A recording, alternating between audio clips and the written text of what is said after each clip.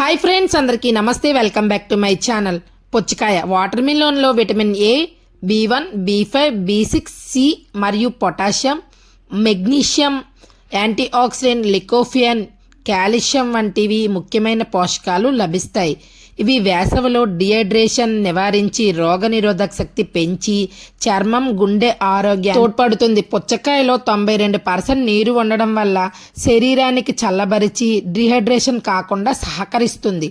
కంటి చూపు మరియు చర్మం ఆరోగ్యానికి, ఎముకల పెరుగుదలకి ఎంతో మేలు చేస్తుంది. రక్తపోటు మరియు కొలెస్ట్రాల్ స్థాయిని తగ్గించి కండరాల ఆరోగ్యానికి సహకరిస్తుంది.